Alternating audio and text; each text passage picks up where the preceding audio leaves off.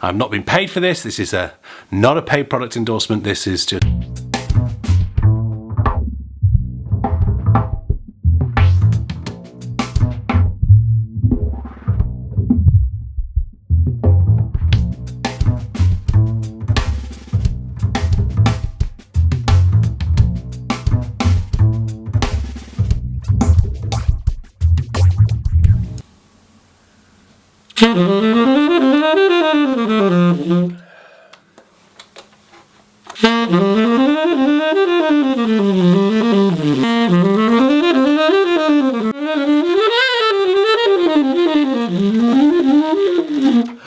Eric Alexander gave me that, and he can do that 3 times through in one breath. It's insane.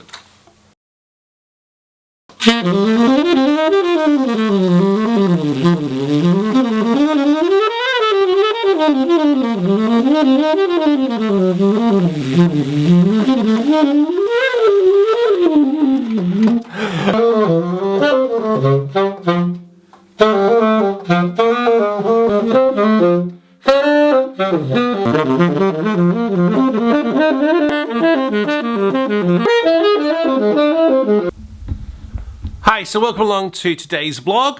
Today is going to be another comprehensive review, this time of the Redwood KB saxophone neck.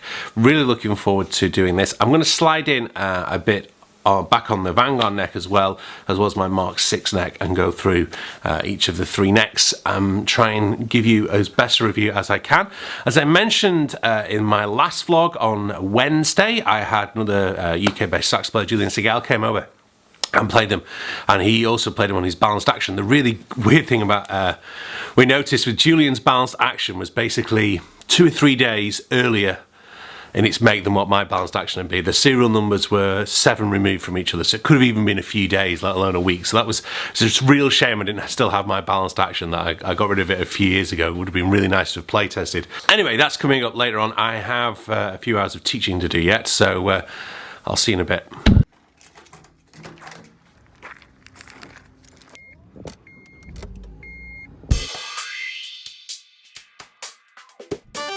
Don't worry, I know this is so bad. By the way, if you haven't already, you just want to listen to the next, it's here. Okay, but actually, I'm probably going to be, the next thing you're going to see is going to be the next, because no one wants to see me eating at McDonald's.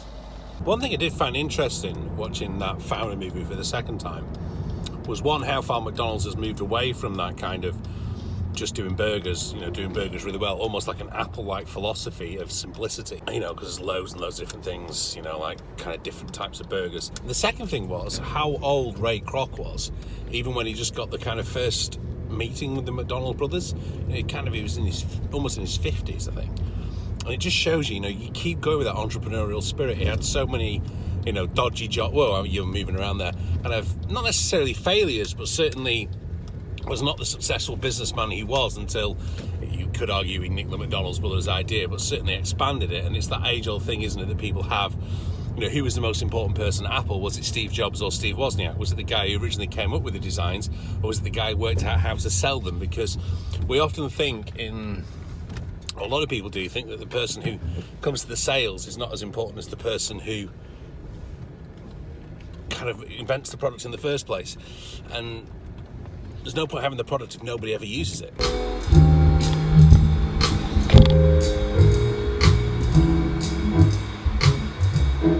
So I was just putting together some backing tracks for a new exercise coming up for my students.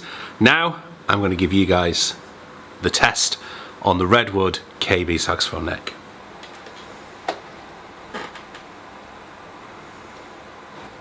Just to be clear, the mic setup is exactly the same as last week. I'm using exactly the same EQs and everything. That, well, I've kind of moved it back about 2 feet just because of the where it is. But I'm using the same EQ and everything that I used on the neck for the Vanguard neck, and I will play the Vanguard neck and my stock Selmer Mark VI neck, playing the same tune, composition of my own, not referring to any particular person. Well, it is, because it's about President Obama's campaign, but it's called Lipstick on a Pig. You've probably heard me play this before, but I thought I'd better not play anything about anybody else anymore.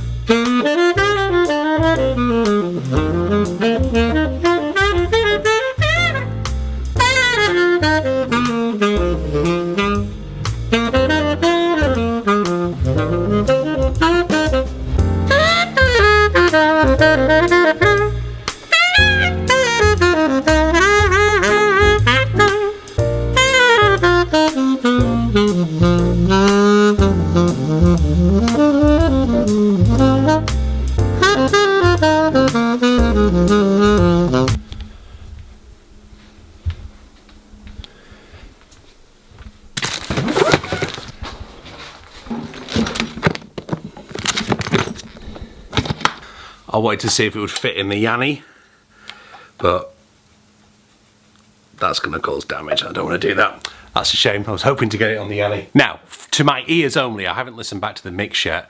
The Redwood doesn't give me as much difference between my stock neck that the Vanguard does. The Vanguard gives me a darker, more focused tone. The Redwood does give me extra things. It certainly allows the bottom end to pop out really, really well. And the Altissimo is really easy, although for some reason, as usual, when I wanted to play it on that track for you, it wasn't coming out as easy as it was doing when I was warming up beforehand. But certainly offers an ease of tone in the both the lower register, the very extreme low notes, low C, B, B flat, and the very high notes into the Altissimo. Really, really easy on this. For me though, the Vanguard is winning out between the two of them, because the Vanguard is giving me a greater change in tone on my Mark VI than what I was getting from the standard neck versus this. This is definitely an incremental improvement, but it's not for me as big an improvement as this one is. However, I do want to highlight that on Wednesday when Julian Sigel came in and was playing on his balance, as I said earlier on today, his balanced action was getting a much better sound with this. It was brightening the sound up, giving it a bit more sizzle than this was changing it, in our opinion, well, my opinion anyway. It was a pity we couldn't video it, but it was definitely giving different characteristics depending on which horn it was on. So they are fantastic pieces of kit. I suppose the caveat is at the end of every review, I can only give you my opinion, how I'm finding them within this room. I am going to take them out on some gigs next weekend. I'm going to take this out and play this. I'm not working this weekend, but next weekend I'm out and I'm going to play on this, and that's going to be the final kind of judgment call for me on this. I really wanted to see how they'd work on the Yanni, but they're too wide because we got them to set out for the Mark VI. So overall, fantastic necks. Don't forget, if you haven't seen my review of the Vanguard, it's here.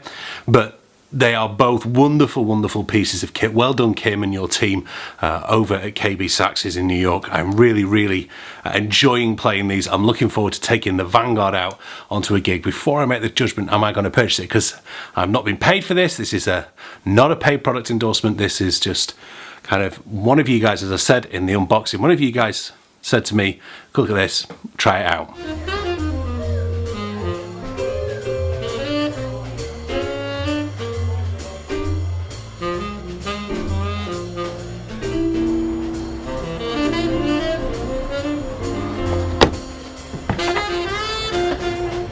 So I'm writing some thank you notes, or just kind of appreciative notes to my students, just to let them know how well they've done this year and kind of what I hope we'll be able to get through in the next academic year. So I think it just makes a difference every now and again. Some people really appreciate it, some people it's kind of but it's nice to get that handwritten note, I feel, sometimes, just to show that someone is appreciating the effort you're putting in, even if it's just your hobby. or you're doing it for university course, whatever. Anyway, I'm trying to think of something different to write each time.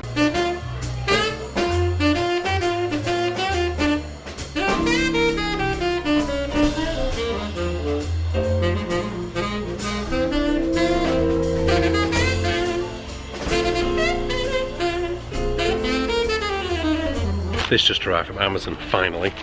Egg timer basically for doing time lapses on the phone. I've been waiting for it all day. I don't know when I'm going to get a decent enough time lapse to do now, but we'll see.